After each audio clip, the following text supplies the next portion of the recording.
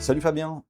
Écoute, on se retrouve pour une vidéo qui fait suite à celle qu'on a appelée degré ou de force. On parle évidemment de l'avenant 33 et de son application. On sait que son application peut intervenir jusqu'au 31 décembre, mais le temps tourne et le temps presse. Qu'est-ce qui se passe en ce moment?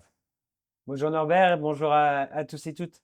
Écoute Norbert, depuis qu'on a tourné la dernière vidéo, on est toujours dans l'attente d'une proposition des chambres patronales puisqu'on n'a absolument rien eu, à part nous dire l'accord est en vigueur, donc c'est-à-dire que l'accord, c'est pas moi qui le dis, hein, c'est DigiFrance, l'accord il a été signé paritairement, on se rappelle, il est passé en commission de sous-extension. La seule chose qu'on attendait, on attend tous depuis presque un an, c'est l'extension et donc de le rendre de fait applicable et obligatoire.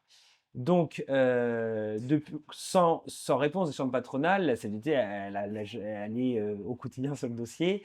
Donc, pour petit rappel, on a effectivement repris, après X changements de ministre et de Premier ministre depuis la nomination de M. Barnier, le chemin du ministère du Travail, du ministère de la Santé, pour finir par une convocation il y a 10 jours des chambres patronales et donc de la CFDT et de l'UNSA à Matignon pour effectivement réexposer l'avenant 33 et dire qu'au 31 décembre, il fallait qu'on trouve une solution, soit sur une extension, donc là l'accord est applicable, soit sur une non-extension, mais ça serait un premier cas et un cas d'école dans le paysage syndical français. C'est ça, donc la CFDT a été reçue avec l'UNSA au cabinet du Premier ministre, avec donc Yvan Ricordeau, le secrétaire général adjoint de la Confédération, Ève Rescanière, qu'on connaît bien. Et donc, qu'est-ce qui ressort de cet entretien? Qui est en position de force? Qui a les décisions en main là, en ce moment? Bah, euh, il faut se rappeler que la CFDT a également assigné l'État au Conseil d'État parce qu'il n'y avait pas d'extension de cet accord. Donc aujourd'hui, le ministère et Matignon disent quoi? Nous, on va prendre une décision politique d'étendre cet accord avec ou sans l'article 7. La question, elle est là. Après, il renvoie la balle effectivement aux employeurs et pour peut-être faire un petit peu de raccourcis sur les réseaux sociaux quand on nous dit vous, la CFDT, vous nous racontez l'avenant 33, mais quand est-ce qu'on va l'avoir? Est-ce que demandent les salariés justement, à juste titre?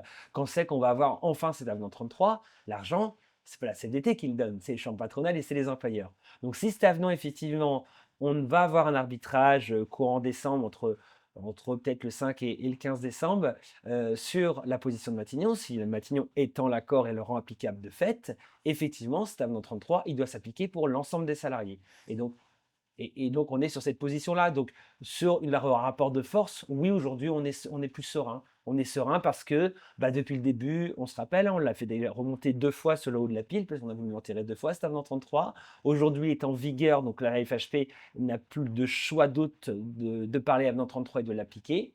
Et si elle refuse de l'appliquer, c'est là que Eve et toute son équipe consultera nos instances pour se dire eh ben, on va jusqu'au bout et on ira jusqu'au bout, c'est-à-dire d'aller le faire appliquer devant un juge, puisqu'on aura quand même un dossier très solide avec une extension de cet accord. C'est ça, donc une CFDT sereine, qui a engagé des démarches contre l'État, c'est-à-dire pour obliger à se positionner sur cette extension. Et tu disais, Fabien, c'est la décision qu'on attend. Et puis, une CFDT qui s'est donné les moyens aussi face aux employeurs avec le plan B, c'est-à-dire préparer une action en justice pour obtenir l'application de cet amendement 33. On est toujours sur cette position. On sait là donc on a compris les enjeux, mais quand il faut attendre quelle date pour avoir un semblant de réponse là autour, Fabien? Alors, la prochaine date qui est fixée, c'est très simple, c'est effectivement le 17 décembre prochain. Pourquoi? Puisqu'on a été en commission mixte paritaire la semaine dernière, puisqu'il y avait le point salaire, donc point avenant 33, mis à l'ordre du jour par le directeur, par la DGT, donc le représentant du ministère du Travail.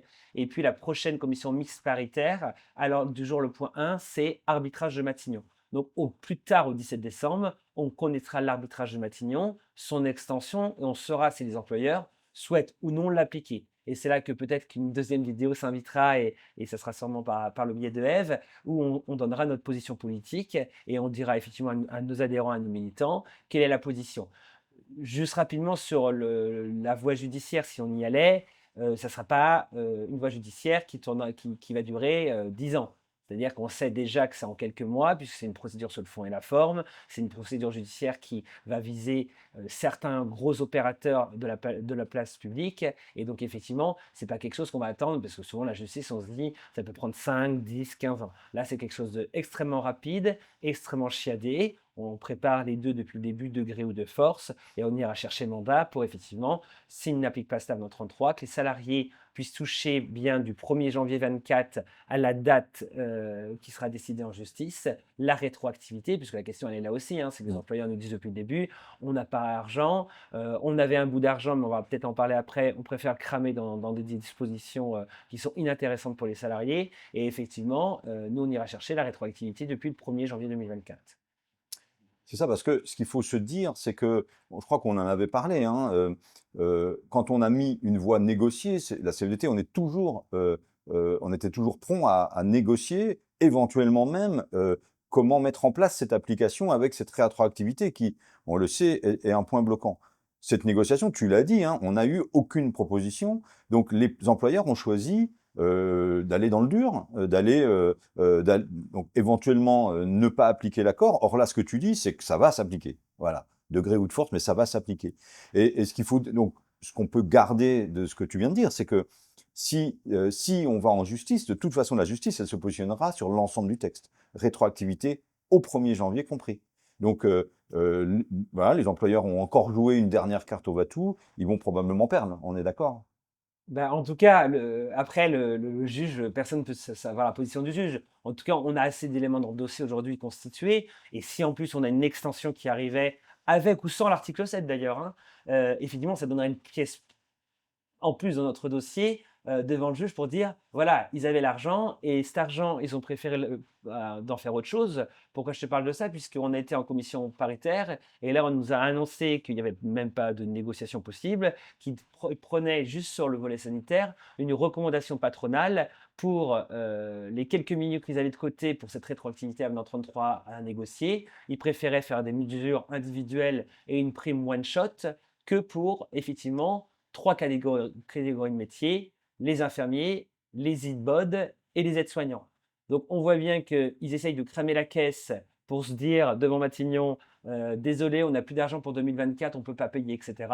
Nous, aujourd'hui, on a les éléments constitués qui font qu'on peut prouver tout ça. Donc, effectivement, on est ultra serein sur les prochaines semaines et on attend tous, effectivement, cette extension depuis un an. Et je pense que, j'espère en tout cas qu'on va pouvoir avoir raison sur ce dossier.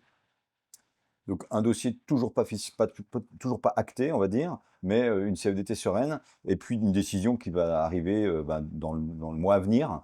Donc on vous donne rendez-vous dernière semaine avant les vacances de Noël, avant la trêve de Noël, pour vous dire où on en est. Effectivement, comme tu disais Fabien, probablement aussi, en fonction de ce qui va se passer, la position officielle de la CFDT, on vous dira dès début janvier, ce qu'on fera ou ce qu'on ne fera pas. On est plutôt raccord, donc en tout cas, on y va et puis on va se faire appliquer cet avenant 33 parce que ça fait quand même, je le rappelle, hein, 3 ans qu'on est sur le dossier. On y a passé beaucoup d'heures, beaucoup de temps dans toute la maison. Donc, sa secrétaire générale et toute son équipe sont toujours sur l'avenant 33 et on est aujourd'hui serein sur, en tout cas, on aura tous les éléments constitués pour le faire appliquer. Très bien, merci Fabien, et à très vite. À bientôt, bonne journée à vous.